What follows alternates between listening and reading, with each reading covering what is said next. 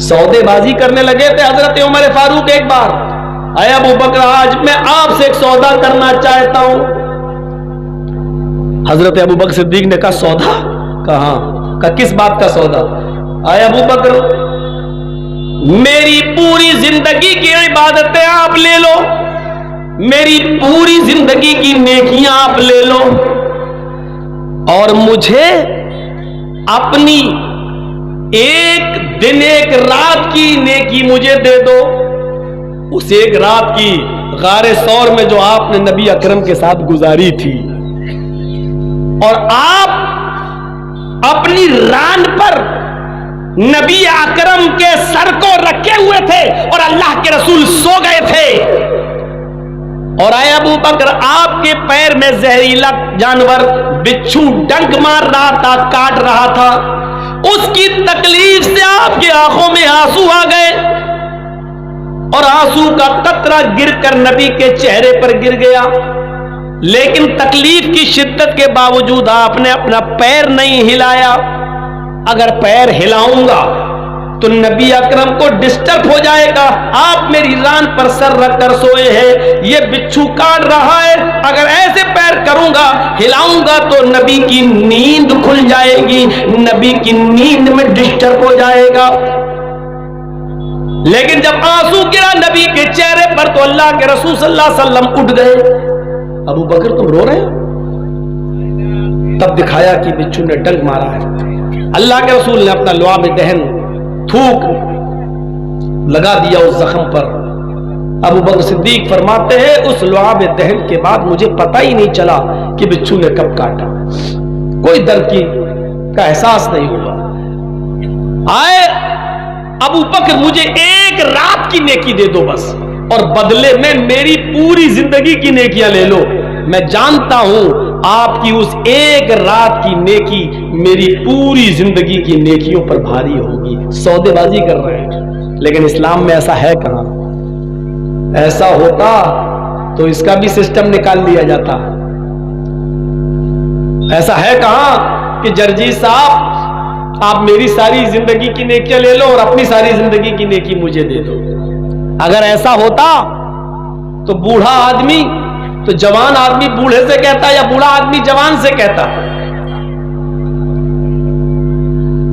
مجھے دے دو، تم تو ابھی زندہ رہو گے تم کر لینا، لیکن تمہاری نیکیاں مجھے دے دو تاکہ ہم جائیں تو ابھی چلے جائیں اچھی طریقے سے، اور تم تو کم سے کم ابھی اور جیو گے 20 25 30 سال، تم اور نیکیاں کر لینا۔ یہ سسٹم ہے نہیں اسلام کے اندر، لیکن غور کرو کہ وہ سودے بازی کر رہے ہیں۔ ابو بکر صدیق مسکرا کے کہتے کہ عمر ہی سودے بازی عمر سودے بازی کر رہے ہو؟ ایسا کہاں ہے؟ اور ہوتا بھی تمہیں تھوڑی دے دیتا، تمہارے ساتھ تمہارے معاملات، ہمارے ساتھ ہمارا معاملہ، تمہارے ساتھ تمہاری نیکیاں، ہمارے ساتھ ہماری نیکیاں۔ اور غور کرو کہ یہ نیکیوں میں آگے بڑھنے کا جذبہ اس کے اندر ہے جس کے بارے میں نبی نے کہا لو کان بعدی نبی لکان عمر، اگر میرے بعد کوئی نبی ہوتا تو وہ عمر ہوتے۔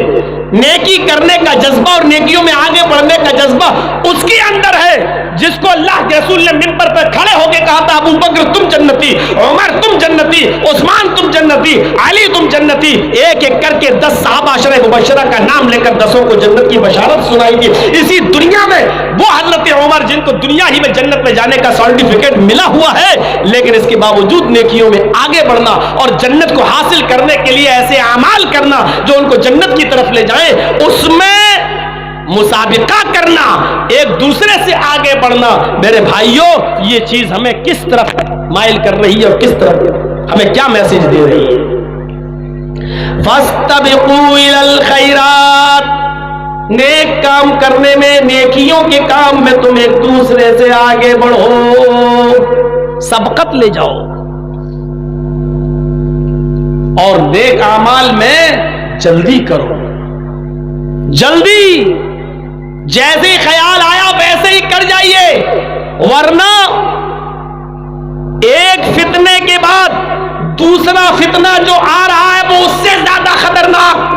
بادروا بالاعمال الصالح، نیک کام کرنے میں تم جلدی کرو، آگے بڑھو، فتکونوا فتن کقطع اللیل المظلم، اور ایسے فتنے آ رہے ہیں تاریک رات اندھیری رات کی طرح. تکون فتن، بہت جلدی تم فتنے دیکھو گے تاریک رات کی طرح، اندھیری رات کی طرح. جیسے اندھیری رات ہو جائے، مغرب کے بعد عشاء ہو جائے اور تم کوئی اچھا کام کرنا چاہو اور پھر سوچو رک جاؤ، ابھی 1 گھنٹہ اور رک جاتا ہوں، تھوڑا سا اجالا ہو جائے گا تب ہم یہ کام کریں گے. 1 گھنٹے بعد ارے اب تو اور رات ہو گئی، رک جاؤ تھوڑا سا اور اجالا ہو جانے دو، 1 گھنٹے کے بعد ہم یہ کام کریں گے، تو اور اندھیرا. جس طرح اندھیری رات کے بعد تم اس کا اجالے کا انتظار کرنا چاہتے ہو، سفیدی کا انتظار کر رہے ہو، لیکن نہیں، آگے اور تاریکی آئے گی اور اندھیرا آئے گا اور رات گھٹاٹوپ اندھیرے میں بدلے گی تو تم آگے کوئی کام نہیں کر پاؤ گے. اسی طریقے سے تم یہ سوچو کہ یہ فتنہ ختم ہو جائے تب ہم ابھی کریں، اچھا یہ مصیبت ٹل جائے تب یہ کام کریں گے. اب ایسا نہیں ہے، فتنے رات کے اندھیری کی طرح آ رہے ہیں. جس طرح مغرب کے بعد جو گھنٹہ آئے گا وہ اور زیادہ اندھیرے کا ہوگا، اس کے بعد جو گھنٹہ آئے گا وہ اس سے بھی زیادہ اندھیرے کا ہوگا، اس کے بعد جو گھنٹہ آئے گا وہ اس سے بھی زیادہ تاریک ہوگا. ایسی پوری رات اندھیری رات میں گزرے گی. اسی طریقے سے اب تم یہ سوچو کہ یہ نیک کام ہم کل کر لیں گے، یہ نیک کام ہم ابھی 1 ہفتے بعد کر لیں گے، یہ اچھا کام ہے ہم 1 مہینے کے بعد کر لیں گے. تو یاد رکھنا 1 مہینے کے بعد دوسرا فتنہ آ جائے گا، وہ اس سے بھی زیادہ خطرناک ہوگا. پھر تم سوچو 1 مہینہ اور رک جاؤ، وہ اس سے بھی زیادہ خطرناک ہوگا. تم اس وقت اچھے کام نہیں کر پاؤ گے. بادروا بالاعمال الصالح فتكون فتن كقطع الليل المظلم. اور وہ فتنے اتنے تاریک ہوں گے، یصبح الرجل مومنا ویمسی کافرا ویمسی مومنا یصبح کافرا. آپ وہ فتنے ایسے دیکھو گے کہ ایک انسان صبح اٹھے گا تو مومن ہوگا، صبح اٹھے گا تو فجر کی نماز پڑھا ہوگا، قرآن کی تلاوت کیا ہوگا، ظہر کی نماز پڑھا ہوگا، عصر کی نماز جماعت کے ساتھ پڑھا ہوگا، لیکن شام کا سورج ڈوبنے سے پہلے پہلے وہ کافر ہو چکا ہوگا، وہ کفر میں داخل ہو چکا ہوگا. یہ دور تم اپنی آنکھوں سے دیکھو گے کہ انسان صبح اٹھے گا تو حالت ایمان میں، لیکن شام ہوتے ہوتے وہ کافر ہو جائے گا. شام کو وہ مومن ہوگا، مغرب کی نماز اس نے جماعت کے ساتھ پڑھی ہوگی، عشاء کی نماز اس نے جماعت کے ساتھ پڑھی ہوگی، تہجد کی پابندی بھی کی ہوگی، لیکن صبح فجر کی نماز پڑھتے پڑھتے وہ کافر ہو چکا ہوگا. یبیع دینہ بعرض من الدنیا، دنیا کے چند ٹکڑوں میں، دنیا کے چند سکوں میں وہ اپنا دین بیچ چکا ہوگا، اپنے ایمان کا سودا کر چکا ہوگا. یہ دیکھا جو ابھی مرا ہے ایک آدمی طارق فتح، آپ نے سنا، میڈیا پہ دیکھا، چینلوں پر بھرا پڑا ہے، اور آپ کے یوٹیوب پر اور سوشل میڈیا پر آپ دیکھیں اس کو، جو اسلام کو ایک کینسر کہتا تھا، ڈبیٹ میں اسلام کو کینسر کہتا تھا، اس کی موت بھی کینسر کے حالت میں ہوئی ہے. تسلیمہ نسرین کو دیکھ رہے ہیں آپ، جو کہتی تھی کہ اسلام کو فالج مار گئی ہے، اسلامی تعلیم لقوہ کا شکار ہو گئی ہے. جیسے فالج مارنے کے بعد اس انسان کا ایک جس حصے کو فالج مار جائے وہ حصہ بیکار ہو جاتا، کام نہیں کرتا، ایسی اسلام کے ان اصولوں کو فالج مار گئی ہے، یہ کسی کام کے نہیں ہے. آج وہ ہاسپٹل میں ICU میں ہے اور اس کے جسم کے ایک حصے کو فالج مار چکی ہے. چند سکوں میں انہوں نے اپنے ایمان کو بیچا، اور ایمان کو بیچنے والے صرف ایسے ہی لوگ نہیں ہیں. آپ کے ٹی وی چینلوں پر آنے والے کچھ کٹ ملے جو اسلام کے مسائل پر ڈیبیٹ کرنے کے لیے پہنچ جاتے ہیں اور BJP اور RSS کے لوگوں سے سنا کر ان کی کھری کھوٹی باتیں اور گالیاں سن کے واپس آ جاتے ہیں. یہ صرف 5-5 ہزار روپے میں اپنے ایمان کا سودا کرنے جاتے ہیں وہاں پر.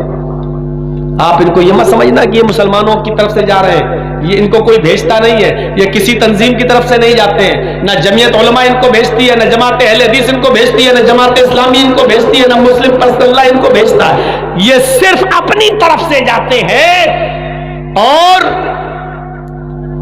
एक दो बातें सही करके दूसरी बातें सुना के वापस आ जाते हैं, और ऐसा लगता है जैसे ये बेचारे शिकस्त खा के हार के आ गए हैं। चाहे वो हिजाब पर डिबेट हो, चाहे वो तलाक सलासा पर डिबेट हो, चाहे वो किसी और दूसरे इस्लाम के मुद्दों पर डिबेट हो, ये सिर्फ पर्सनल तौर पर जाते हैं, सिर्फ 5,000 रुपए के लिए। क्योंकि मैं आपको गारंटी के साथ कहता हूं और दावे के साथ कहता हूं कि सवाल भी उनके होते हैं और जवाब भी उनके होते हैं। सवाल भी उनके होते हैं और जवाब भी उनके होते हैं। सवाल उनके और जवाब हमारे ऐसा होता ही नहीं है, क्योंकि हमारा जवाब वो सुनना ही नहीं चाहते हैं। उनको जवाब भी वही चाहिए जो उनकी मर्जी के मुताबिक। एक फितना दूसरे फितने से बढ़कर आ रहा है, इसलिए उन फितनों के आने से पहले नेक अमाल में जल्दी कर लो। उन फितनों के आने से पहले नेक काम में आगे बढ़ जाओ। उन फितनों के रूनमा होने से पहले तुम नेक काम में आगे बढ़ जाओ।